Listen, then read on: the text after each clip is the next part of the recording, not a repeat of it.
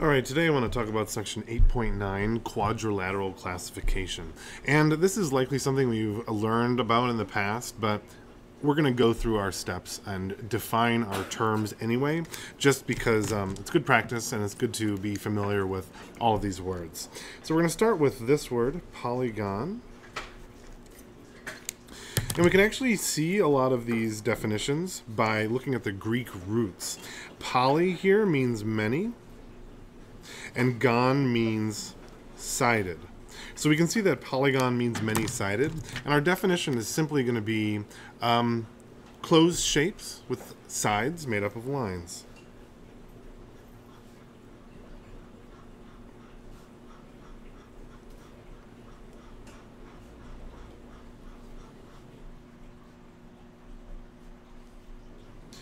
So we would need straight lines to be a polygon, and any number of sides would make a polygon.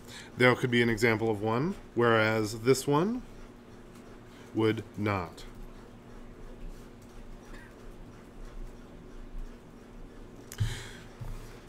All the shapes that we're going to be working with are going to be polygons, and we're going to be talking about a specific set of polygons, and we're going to call these quadrilaterals.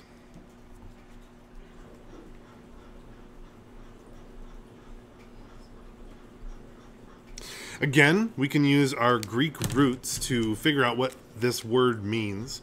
Quad, if you've ever heard slang of those ATVs, those little bikes you can ride, quad means four. And laterals, if you've ever heard, I heard in football a lot, it's a throwing in a straight line. So we could say four-sided or four lines, it kind of means.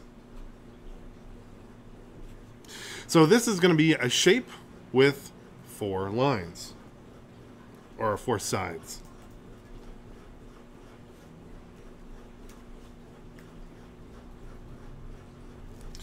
It's going to be quite simply looking something like, could look like this.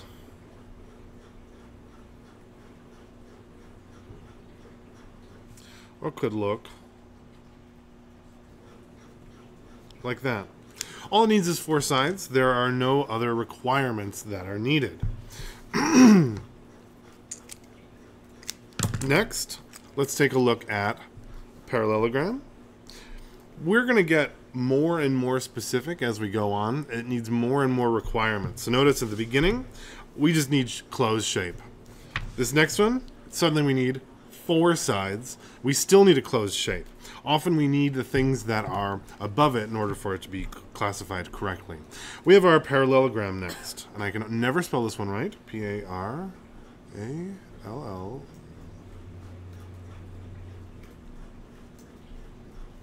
Again, we can look at our Greek roots and see that parallel, we know what parallel means. It's going to be sides that never touch.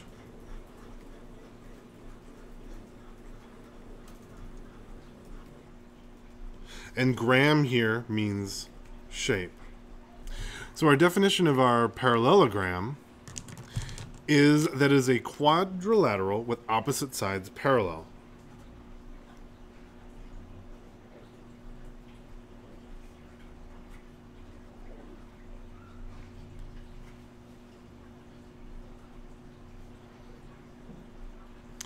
I can never spell parallel. Two L's in the beginning, one L at the end.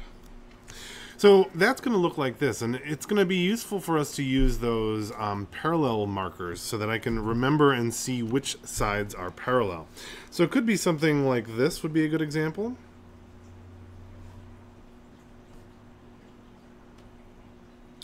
And I can see that here, this and this side would be parallel, and this side would be parallel. And I can see that it kind of is often looks like a square that kind of got squished over. It can always look like this too.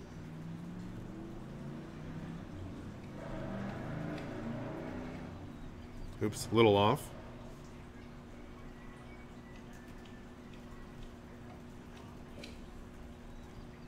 So you can see we have our parallelogram. Opposite sides parallel, both of them.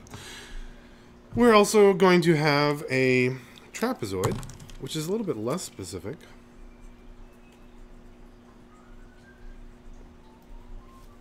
Now, I don't know the Greek roots for this one. I would have to look it up. I probably should have done that. But trapezoid simply means that you're going to have a shape with, or you're going to have a quadrilateral with one set of parallel sides.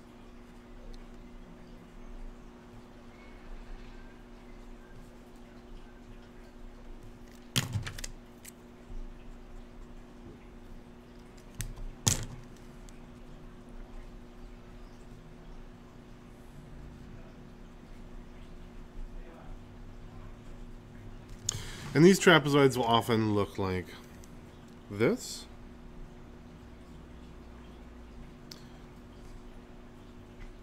And we can mark them as these sides are parallel, where clearly the other sides are not. Another example, they can look like this as well. And we would denote these two as parallel. Notice that the other sides are not. They don't necessarily need to be going in or out, but they are certainly not parallel.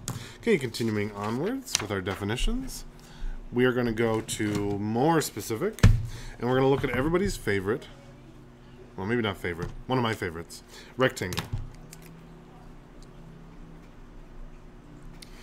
Now, I don't know the Greek roots for this one either, because I kind of already know what a rectangle is, so I never had to learn. And we should know that a rectangle is a quadrilateral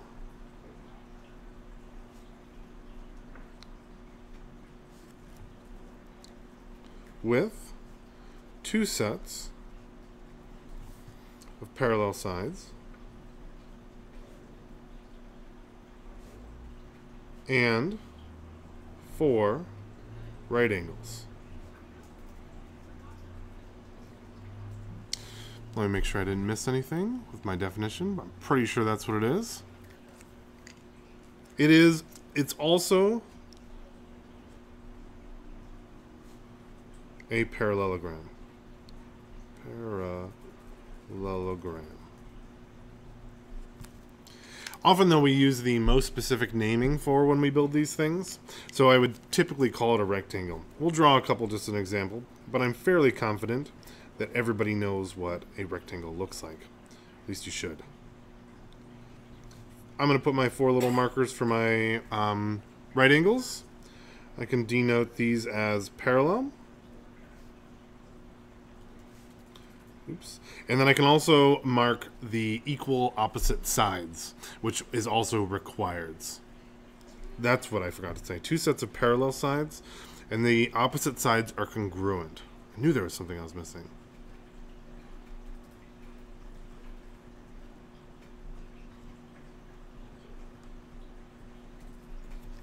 Let me try making a little bit of a better one.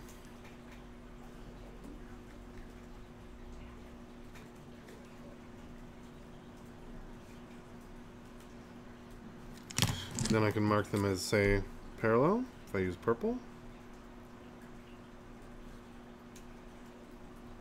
I can also mark them as congruent, if I mark them as orange. Let's say we got these are the same, and these are the same. We don't often use the parallel markers very often, especially when we can see that they're all right angles. If they're all right angles like that, it must be parallel and congruent, because there's no way that you'd be able to stretch the top or bottom and keep those right angles intact. So we know that it's like that. Usually you just see those line markers to denote congruent sides. We have 2 more. We have a square. It's likely that we know a square, but we're going to write it down anyway.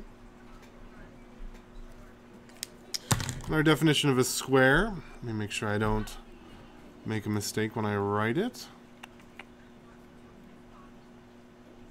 Well, I think we know, but it's going to be quadrilateral with 4 congruent sides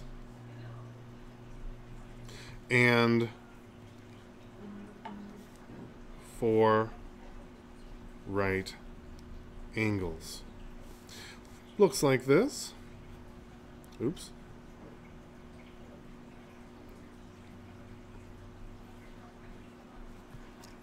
like that. They're also parallel, of course, because of the requirements for them being right angles. And lastly, we have our rhombus.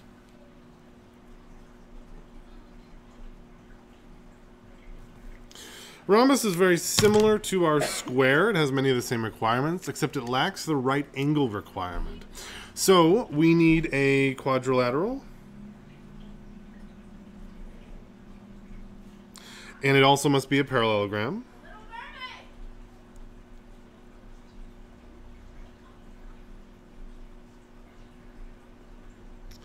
With 4 equal sides.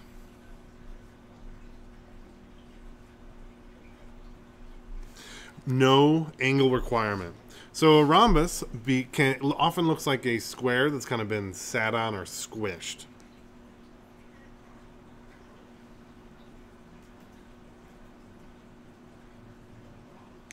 So we can say that all of these are equal.